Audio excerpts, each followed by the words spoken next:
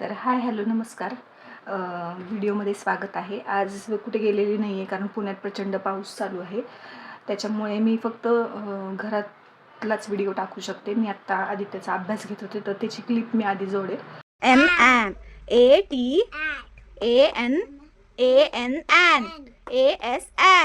MATANANASSON on IN very good OR आधी OR or NO काय असतं NO no SO TO to GO go IT it. आणि एक अभ्यास घेता घेता एक मला विषय सुचला किंवा मी आज सकाळी ना एक यूट्यूब ब्लॉग बघितला. तर त्याच्या ह्याच्याप्रमाणे मला एक विषय सुचला किंवा एक माझं थॉट प्रोसेस झाली की यश सक्सेसफुल होण्यासाठी किंवा यश मिळण्यासाठी फक्त मेहनत गरजेची आहे का, की त्याला लकची साथ पण पाहिजे. तर तुम्हाला काय वाटतं की सक्सेसफुल होण्यासाठी फक्त मेहनत करायला पाहिजे? अशी जगामध्ये खूप माणसं आहेत की जे खूप मेहनत करतात पण ते सक्सेसफुल होतातच असं नाही. आणि आता सक्सेसफुल होणं हे प्रत्येकाच्या दृष्टीने वेगळं असतं. काही जण सक्सेसफुल होणं म्हणजे गाडी, पैसा, बंगला त्यांच्याकडे मुबलक प्रमाणात आहे, त्या व्यक्तींना ते सक्सेसफुल समजतात. काही जण समजतात की आपल्याला पोटात पाण्यापुरतं आपण कमवलेलं आहे आणि आपल्याला ते जगण्यासाठी बास आहे तेवढं आणि आपण सुखी आहोत तर आपण सक्सेसफुल आहोत. पण आजकालच्या कलियुगात सक्सेसफुल होणं म्हणजे ज्याच्याकडे भरपूर पैसा आहे, ज्याच्याकडे भरपूर गाड्या आहेत, बंगले आहेत, अशाच व्यक्तींना आपण सक्सेसफुल समजतो. तर प्रत्येक व्यक्तीचं स्वप्न असतं की मला पुढे जाऊन भविष्यामध्ये हे करायचं आहे, भरपूर पैसा कमवायचा आहे, माझ्या मुलांना सोडून म्हणजे माझ्या मुलांना ठेवून जायचे भरपूर प्रॉपर्टी वगैरे. तर लहान असताना पण आपण मुलांना एक प्रश्न विचारतो शाळेमध्ये, तसं आमच्या शाळेमध्ये पण प्रश्न विचारायचे की तुम्हाला मोठं होऊन काय बनायचं आहे. प्रत्येकालाच विचारतात की मोठं होऊन काय बनायचं आहे. तर तसं आम्हाला पण विचारलं जायचं की मोठं होऊन तुम्हाला काय बनायचं आहे. त्यावेळेस माझं उत्तर ठरलेलं असायचं की मला डॉक्टर व्हायचं आहे. पण जसं जसं मोठं होत गेले तशी तशी मी मेहनत करत गेले. गायडन्स नव्हतं. मी माझ्या घरातली मोठी मुलगी असल्यामुळे मला कोणी गाईड केलं नाही. पण मी सायन्सला ॲडमिशन घेतलं. मला 10वीला चांगले मार्क पडले. तर 11वी 12वी झाली. 12वीनंतर CET झाली. CETमध्ये पण मला चांगले मार्क्स पडले. माझा BAMSला नंबर लागला.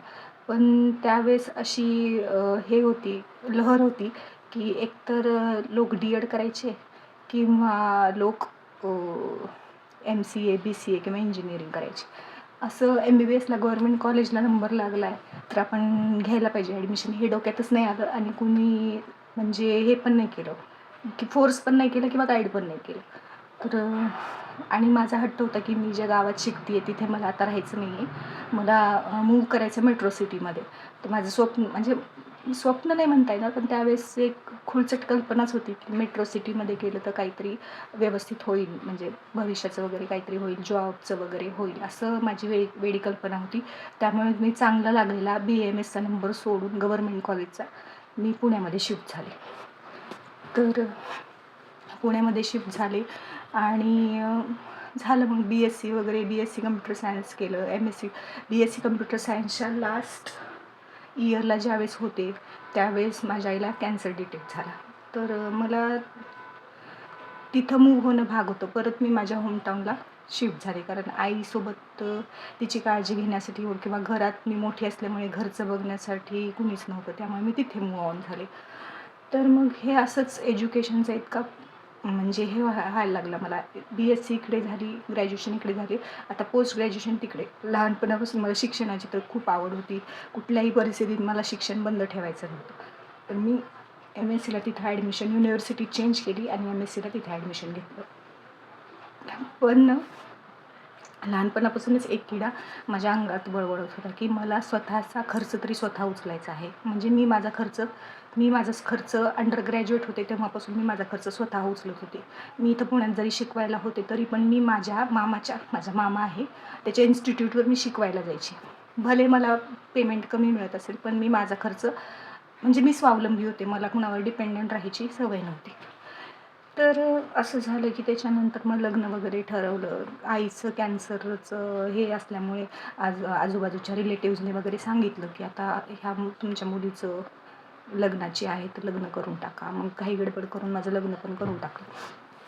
मग तरी पण मी शिक्षण बंद नाही ठेवलं. माझं MSc चालूच होतं. MScचं फर्स्ट इयर झालं होतं, सेकंड इयर माझं चालू होतं. परत तेच झालं. परत सासरी आले. सासरी आल्यामुळे मला कंटिन्यू नाही करता आलं कॉलेज. पण तरीही माझं MSc कसं तरी रडत पडत झालं. तेही मला डिस्टिंक्शन मिळालं.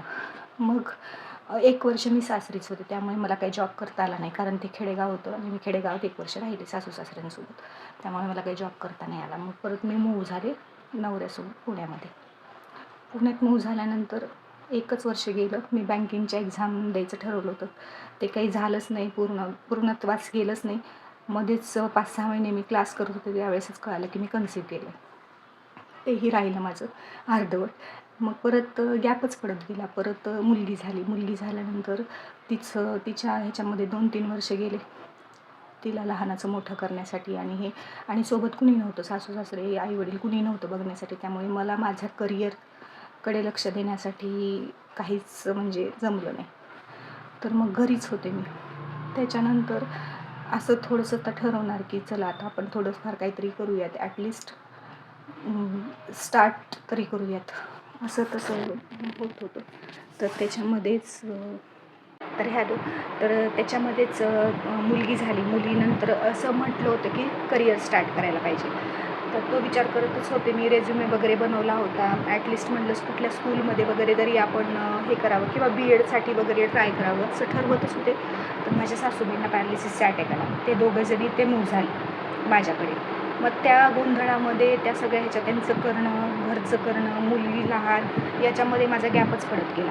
त्याच्यानंतर आला कोविडमध्ये तर तुम्हाला माहिती आहे, ज्यांना चांगल्या नोकऱ्या होत्या त्यांच्याच नोकऱ्या केल्या. तर मला कोण नोकरी देणार आहे आणि माझं शिक्षण काय? तरी पण मी कोविडमध्ये बसले नाही. कोविडमध्ये मी असा विचार केला की मी होम ट्युशन घ्यायचे, तर आपण as a home tutor abacus किंवा वैदिक मॅथ्स चालू करूयात. म्हणजे ॲटलिस्ट त्याचं ट्रेनिंग तरी घेऊयात. म्हणजे कोविड झाल्यानंतर आपल्याला काहीतरी स्टार्टअप करता येईल. कोविड झाल्यानंतर मला सर्टिफिकेशन आलं होतं. तर त्याच्यानंतर म्हटलं आता स्टार्ट करावं. तर 3rd वेव्हमध्ये कोविडच्या असं कळलं की मी दुसऱ्यांदा कन्सीव्ह केलं. आमचा काही प्लॅनच नव्हता. माझ्या मोठ्या मुलीमध्ये आणि माझ्या छोट्या मुलामध्ये 8 वर्षाचं अंतर आहे. तर आणि मला छोटा बेबी म्हणजे माझा सेकंड बेबीचा प्लॅनच नव्हता, तरी पण ते झालं. मग त्याच्यामध्ये परत 1-2 वर्ष गेली. मग असं ठरवलं की लहान मुलांच्या स्कूलमध्ये म्हणजे जे प्री प्रायमरी स्कूल असतात, ॲटलिस्ट सुरुवात कुठून तरी करायची होती मला. म्हणून मी असं ठरवलं की प्री प्रायमरी स्कूलमध्ये आपण स्टार्ट करूया. 1-2 ठिकाणी मी इंटरव्ह्यू दिले. पण माझी अट होती की ज्या ठिकाणी मी जॉब करणार त्याच ठिकाणी माझ्या मुलाला पण मी ॲडमिशन घेणार. तर असं एका स्कूलमध्ये माझं ॲडमिशन झालं. म्हणजे माझं हे झालं, जॉबसाठी सिलेक्शन झालं आणि माझ्या मुलाचं ॲडमिशन झालं. तिथे मी 1 वर्ष केलं. त्याच्यानंतर आम्ही घर घेतलं. ऑलरेडी एक घर होतं आमचं 2 BHK, पण ते लहान पडायला लागलं. फॅमिली मोठी झाली. त्यामुळे नवऱ्याने असं ठरवलं की आपण एक मोठं घर घेऊयात, हे घर रेंट आऊट करूयात. ते घर घेतलं. त्याचं पोझिशन वगैरे मिळणार हे माझ्या स्कूलमध्ये कळालं.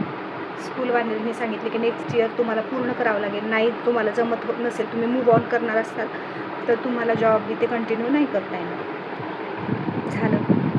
तो पण जॉब मला सोडावा लागला.